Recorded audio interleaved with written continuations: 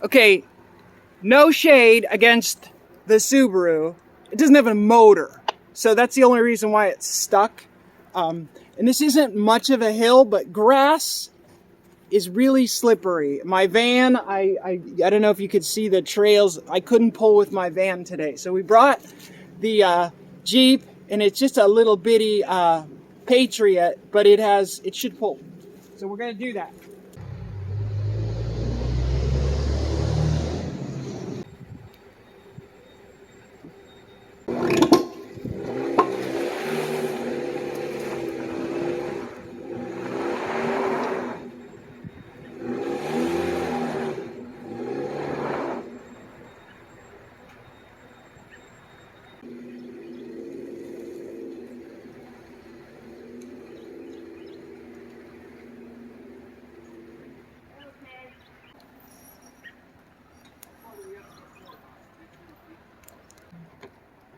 Okay, this is kind of janky, so take it easy, but I think we're going to be able to go.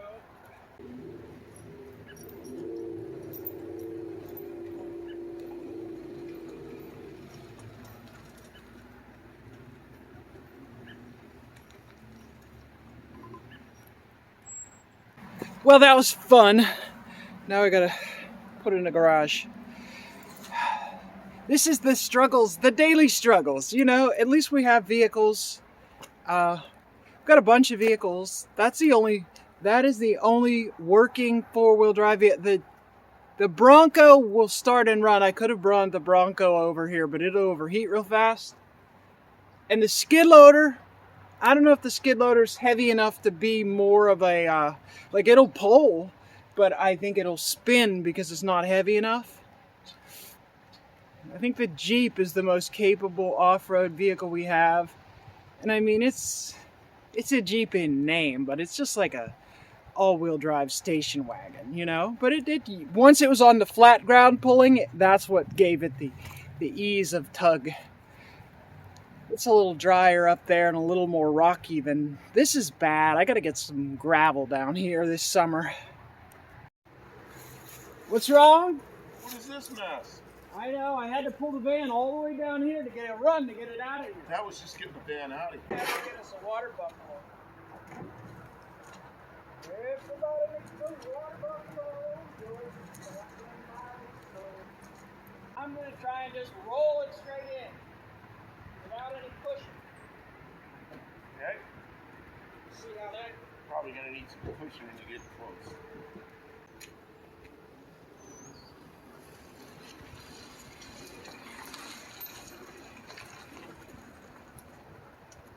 I ran out of steam. I was pushing, but ran out of steam. Okay, you ready?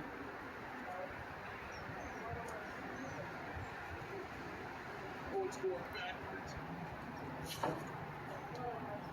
It's enough. It's enough. We're in the flat part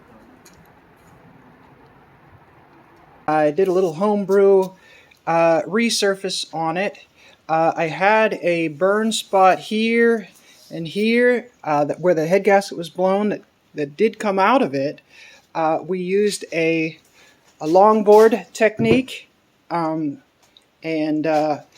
here's the other one. You could see there's definitely some imperfections here, and then there's marks around the whole way around from the steel shim. So I am going to give it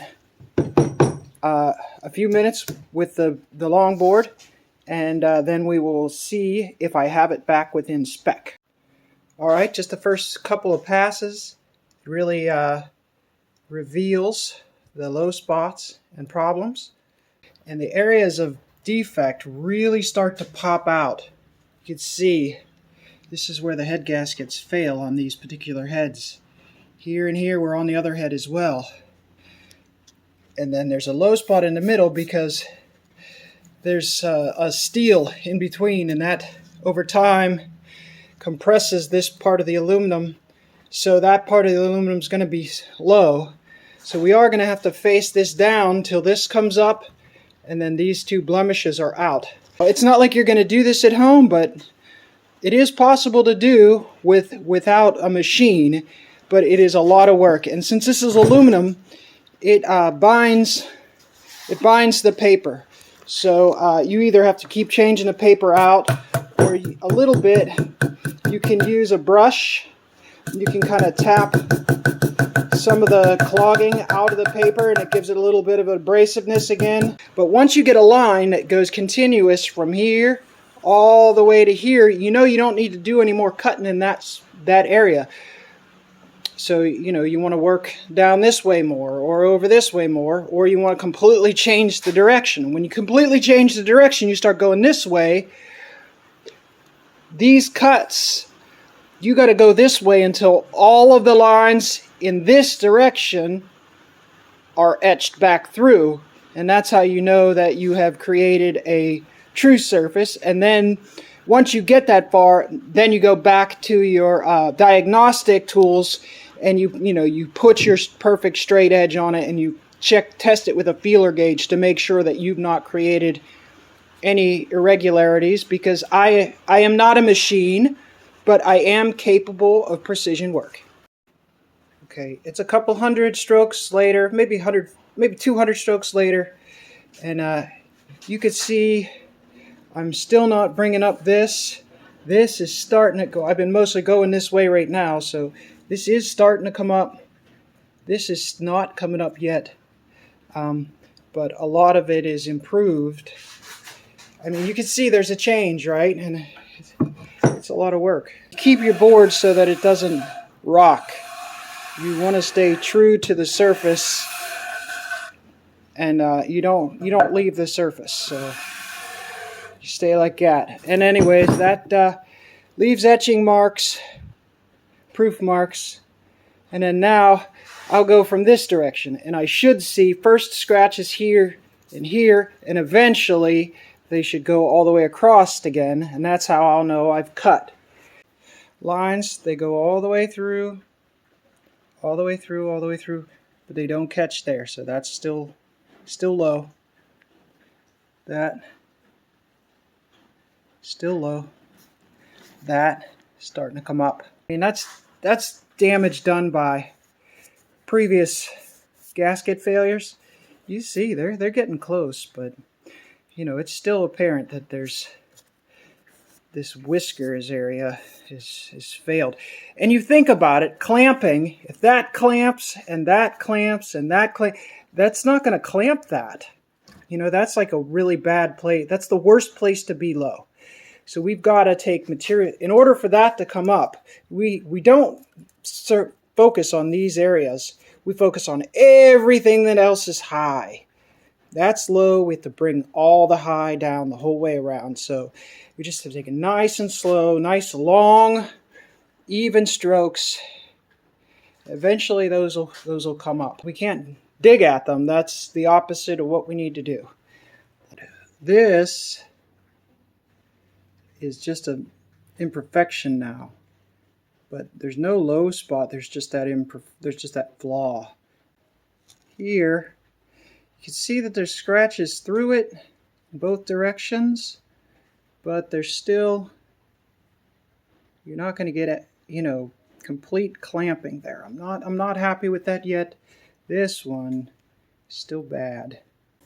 This whole corner has to cut before this comes up, you know, so I go back and forth this way, then back and forth this way. You got to make sure that when you go in this direction that you go until your lines come up the whole way across.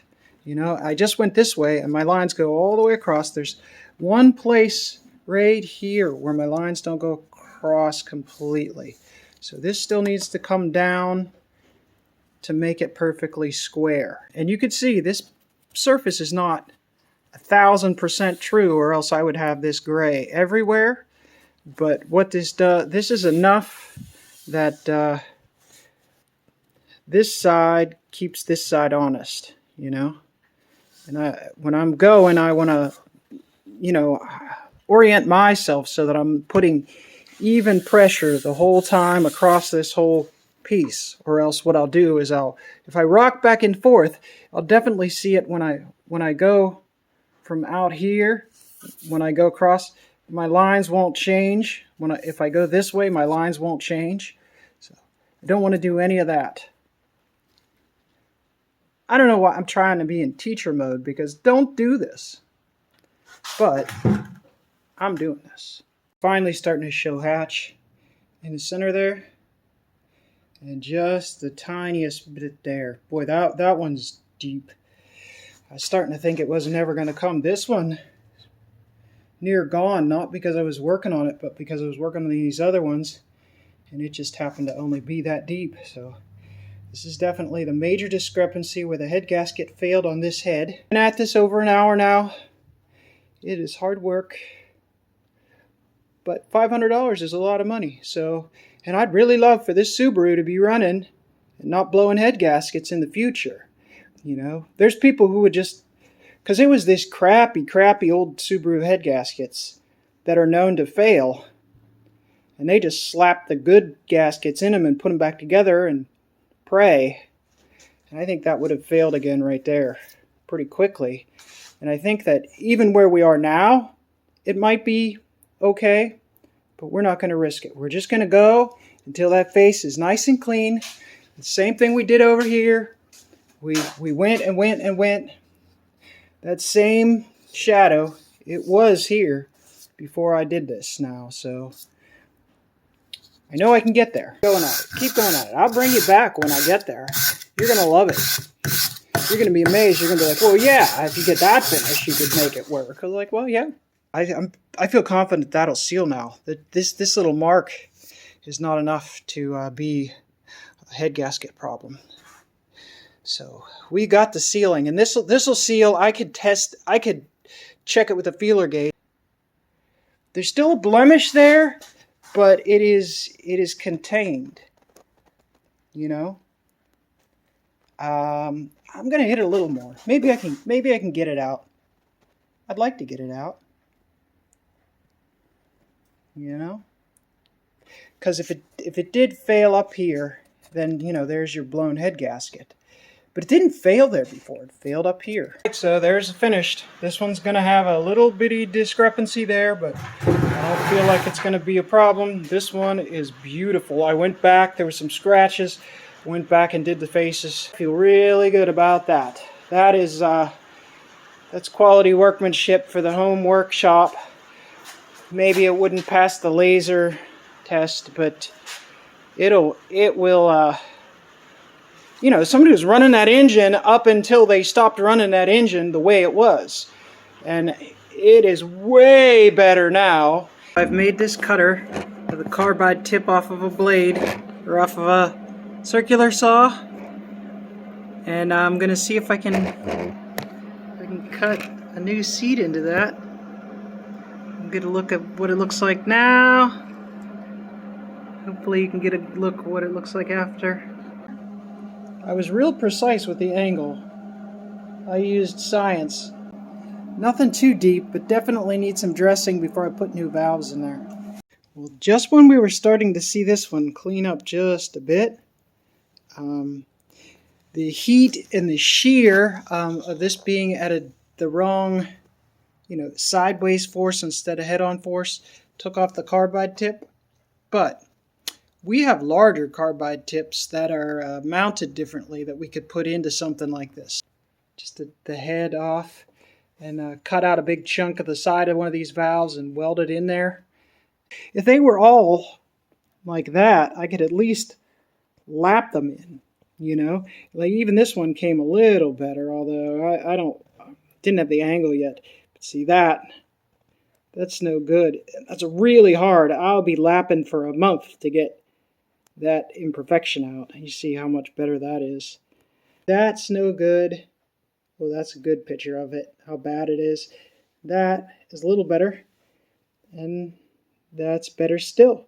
So if we can get them all kind of like that and then lap them, we'll have good compression, but I don't think that's going to pass a leak down. All right, the saga continues. It always does. At least the deck is perfect now. Hey, this is the quality of my tooling, is big gobby welds. And what I did is I notched the side of that valve Put that drill bit head, lined up the angle, and quenched it when it was done. Yeah, it's pretty rough. But when I take my head, my cylinder head, okay, and I drop her in, okay, she hits right where she's supposed to hit. The black is where it didn't hit. So let's see how it held up after the weld. I'm gonna mark it in all in black. Come on. New fancy dancy tool. We're gonna see where it strikes.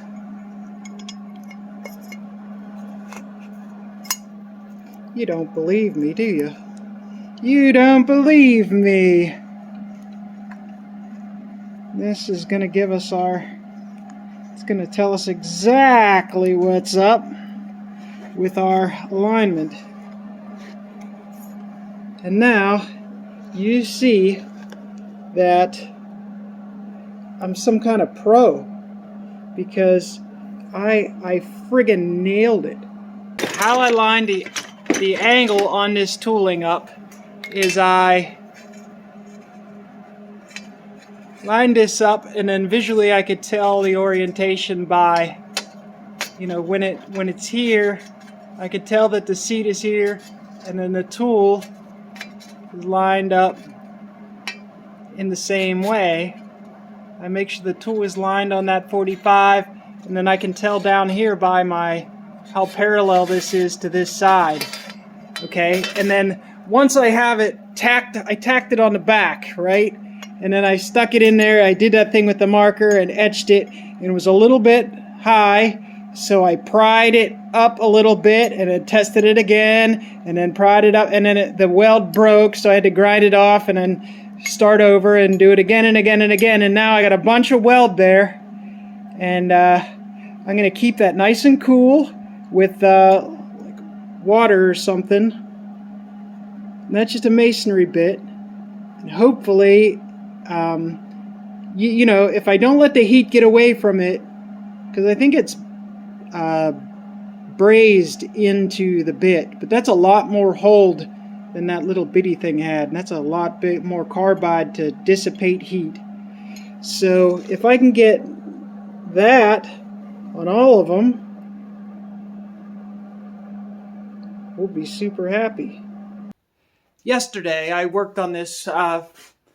I mean, I got it pretty much put together. I got the heads on, the valve cover on, figured out all the timing arrangement, cleaned everything up. It was a lot of work because someone had taken the timing cover off, someone else had taken it apart. So there was, you know, a bucket, a tin of bolts, stuff was missing. I had to scavenge. Anyways, I got everything together, all together, you know, like real close to putting back into the car together, right? And so I put a wrench on it, you know, and I just turn it over, you know, and I got good compression, and then I got a chuff out of this one over here. I think this is number 3, and I put all new valves in this, exhaust and intake, because I bent a bunch. I bought a set. I just stuck all the new ones in.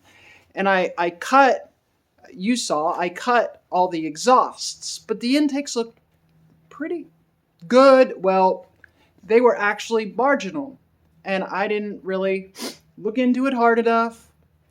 And now, really, I'm going to have poor compression, and where you're going to see that is like at low speed, you know, like idle, you're going to have low compression in a piston.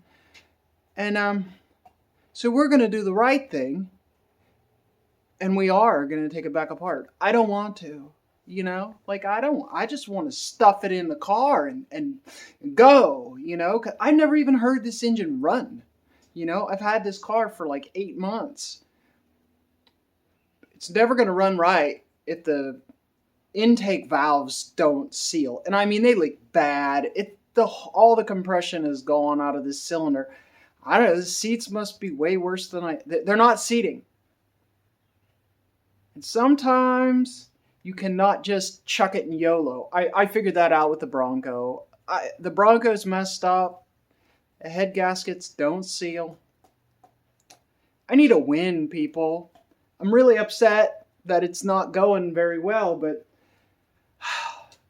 I lit the fire today, and I don't know if I'm going to get it all apart. I don't know if I'm going to get the seats to clean up. I'm going to have to make another tool because it's not the same size as the tool that I made for the exhaust. It might take me a couple days to get this, but like, I mean, I gotta have valves sealing. They're kind of like really important. Yeah, it's only going to come back to bite me if I do half-ass work. You know, the engine's already out. There's no easier time to do it. All right, so I have two seemingly identical Subaru engines.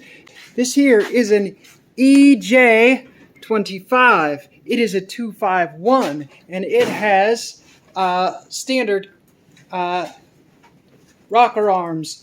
The 25 also EJ25 is a 253, and it had variable valve timing. If you see, there's an extra lobe, the little lobe and a big lobe, and that is controlled by the computer. And it is slightly higher compression.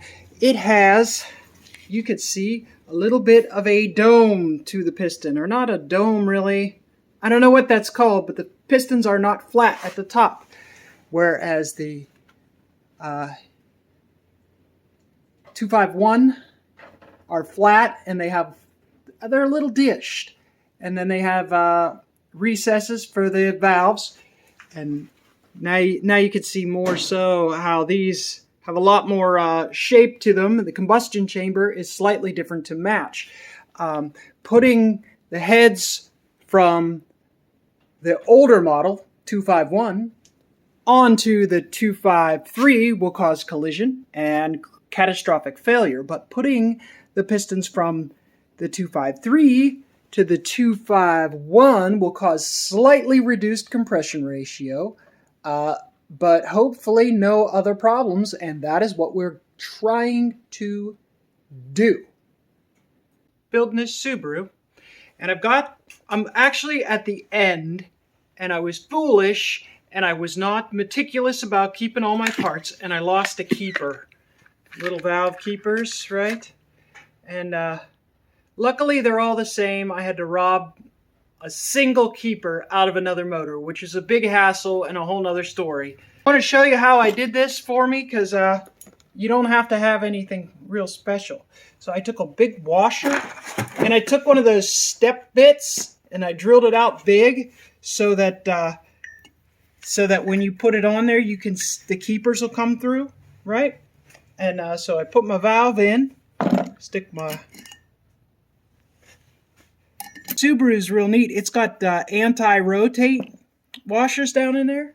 I've never seen well, you can get those on hot rods. I've never seen a vehicle that had them built in.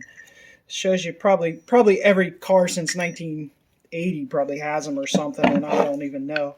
But so just a big C-clamp, you know, and you can dish it around. As I tighten it, it brings the spring down. I've got just a little screwdriver, right? And I got a little blob of axle grease on the side of my box here. And it's cold today, so it's nice and tacky. And you just stick a little bit there. And you work a little bit into your keeper. And all over your fingers and the rest of yourself. And onto your screwdriver. And you just... The flat part of your screwdriver will stick best to the tacky. You got to have enough that hair makes it bad. Okay, you stick it down in there. Jam it onto the spot where it goes, and it'll hang right in there with the tackiness. You might have to, wiggle them around a little bit to make sure they're going into the hat. And they get tight as they go in there. And then, there you go. An assembled cylinder head. New valves. And pretty much ready for, well, not ready for assembly. I still have to put the cam back in and the rockers and everything. And that's a whole another night worth of work. But that's good there, right? We one more step down and done. And yeah, less headaches. Boy, was I upset when I couldn't finish this that day. On to the next step, which would be reassembling the cam. And then we get to put the motor back together. All right, so that's my cylinder head. It has been cleaned. I measured it and it is nice and flat. So we'll put it back together. 253 heads on 251 block. We use all the 251 rocker cam and rocker assembly, and it should give us a running engine. There may be some minor change to compression ratio. Hopefully it does not give us a problem.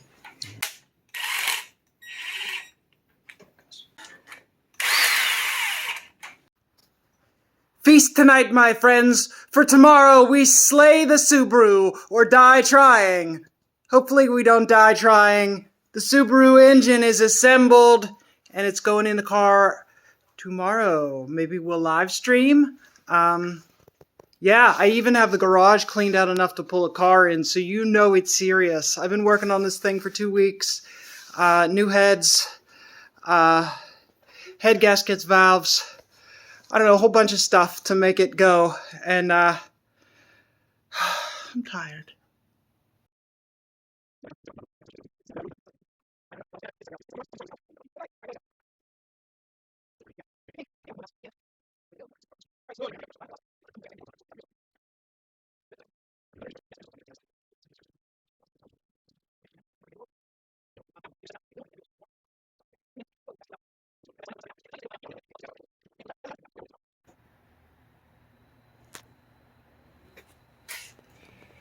All right, you can't make this stuff up.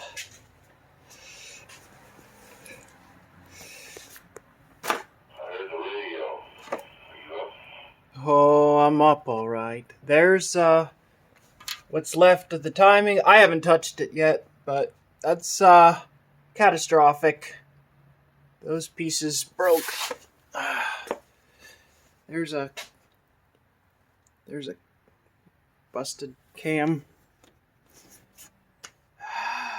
Shoot. Not good. Something's broken real bad. God damn it. God damn it. All right, well, that answers those questions. Kim cannot fix the Subaru. I'm such a fool. All right. Thanks. I am feeling very defeated in this moment. I thought I was coming out to the garage this morning to warm the car up and cycle it, run it through a heat cycle. And it grenaded, one of the cams seized and grenaded the timing set. So that means, when the timing stops, then the pistons keep moving, they bust whatever valves are open. So immediately that means not only is there something wrong with this cam, but both heads need disassembled again with new valves put in. Which requires me to take the engine out, obviously. I mean, the engine's fucking bad. It's just as bad as the moment we started, honestly.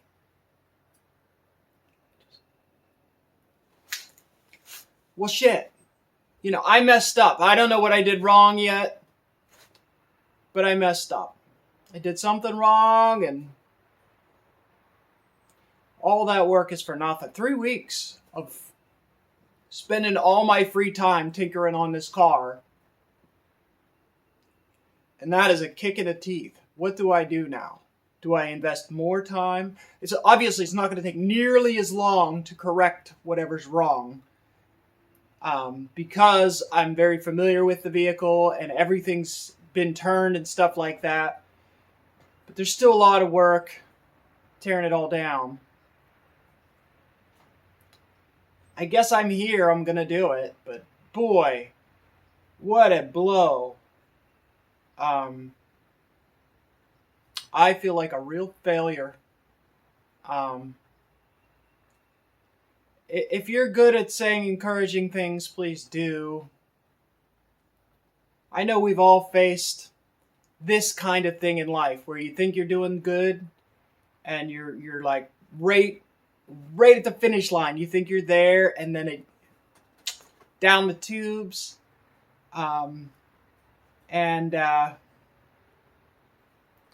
Yeah, I like, why am I even doing this? What a waste of time and energy it feels like right in this moment. If it were easy, anyone could do it. But this is a real... Ugh. Yeah, I started it up. It ran for about 3 seconds, and then stalled. No big deal. First start of the day. Turn it again, and it chug, and then gave like a wheeze as if it was open to the world. I thought it threw a rod out the bottom of the block. It gave like a Pah! And I was like, oh, because the engine's kind of muted, like boom, boom, boom, boom, boom, and it was like Bwah! And I was like, oh, so I didn't even crank it again. I came out. There's pieces on the floor, and the gear for the belt, for the timing belt, had ejected out the side of the timing cover. I'll show you that. And to take the bolt out of the end of the cam, it just came right out, and the cam doesn't want to spin.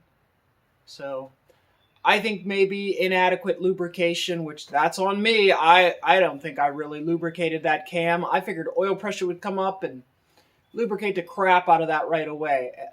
Now I feel like an utter failure. I should have used assembly lube and really made sure diligently that it was going to get lubricated. It'll get lubrication right away. There'll be no problem. Or it might be something else, I don't know. Doesn't matter. The process of repair is still the same. If that head is messed up, I've got another head on this motor I can probably make work. But a lot of work. I don't even have plans for this car. Try and sell it. So I'm investing all my free time in this car. And it's not what I want to be. I want to be working on my Dart. What do? Just push this over the hill and just be done with it? It's got cool seats in it.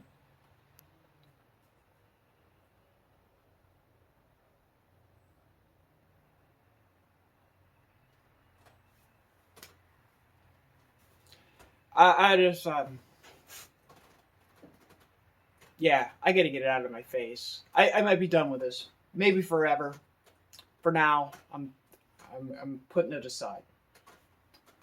It's like so fresh in my mind. It's just like I should just do it. But it's like a week's worth of work for me. I can only work a couple hours at a time, so it's a lot of. If you're still here, thanks for listening. I hope that you're having better luck with your projects. Doing what makes you happy, because sometimes it is very difficult. So make sure you're working on the project you want to be working on. Our time is limited. There's only so many Saturdays in a summer. Make sure your life is going in the direction you want it to go, because it's a lot of work to get anywhere, and make sure you're going to arrive where you want to be. Thanks for watching. We'll see you next time.